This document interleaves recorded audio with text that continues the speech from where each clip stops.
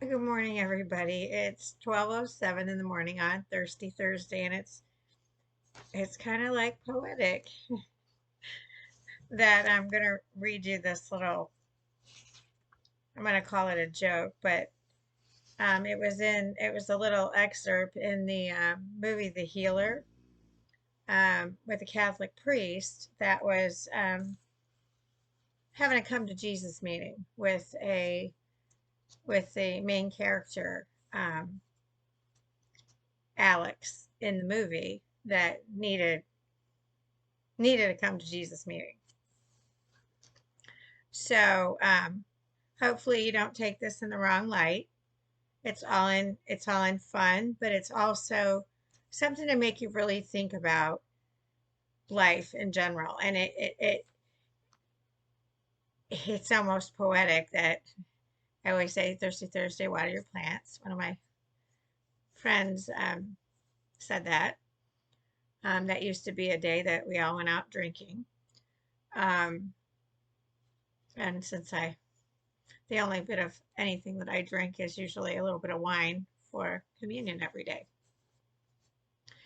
So with the hurricane, in full swing, and I've been up here, I mean, as far north as I can possibly get right now, even though I've got Lake Michigan, and she's pretty angry, but I'm pretty high up from Lake Michigan. Um, I thought this was fitting because people are sad about people that have made choices to wait out the storm, even though they had evacuation plans in place.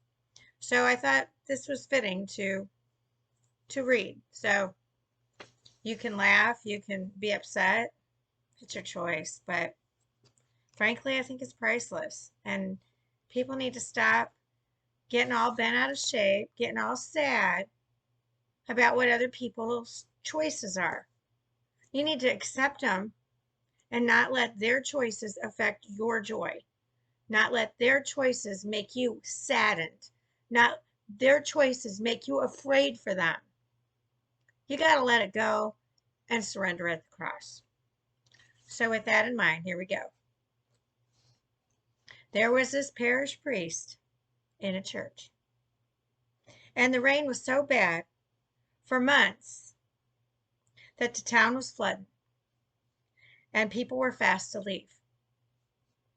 But the priest said, God save me. So he stayed behind.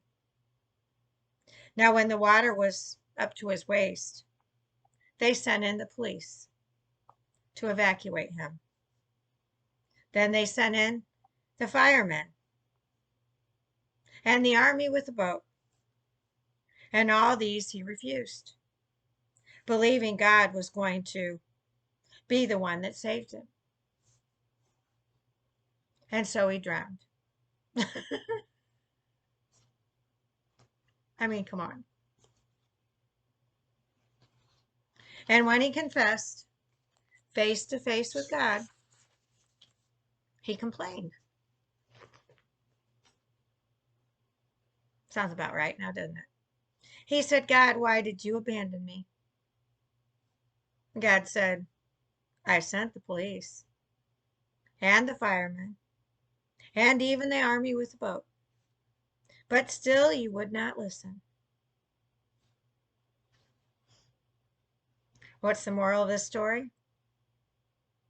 Listen to the signs and messages God sets before you are lost at sea. Or worse, you miss the boat and you drown. Just saying. That's the reality. You can get upset with God because of your decisions. I don't feel sorry. When they are taking precautions to evacuate you, what are you worrying about? Your stuff? Your earthly stuff that you can't take with you anyway? Stuff can be replaced, lives cannot. What part of the equation do you not understand? So why let others' choices affect your life? I don't. I accept it and move on. I don't let it make me sad anymore. I don't let it make me angry anymore. All I do is try to teach as much as I possibly can to enlighten those that have walked around with blinders on or tunnel vision. You know, even though this joke to some may be distasteful, if you really think about the message within it, it speaks volumes for what he provides.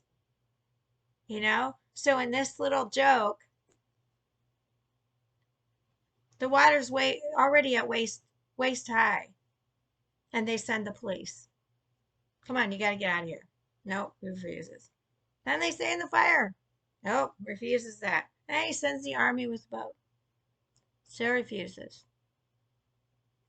And there are people out there in this world that do it. I mean, we've seen them on TV where they're on top of their roof waiting for somebody to rescue them. So then our men and women are put at risk because your choices, you made the choice to not leave your beloved home and your stuff. You know how many people have lost their lives because of your choices? Just saying. I can't feel sorry for those who did not abide by the evacuations.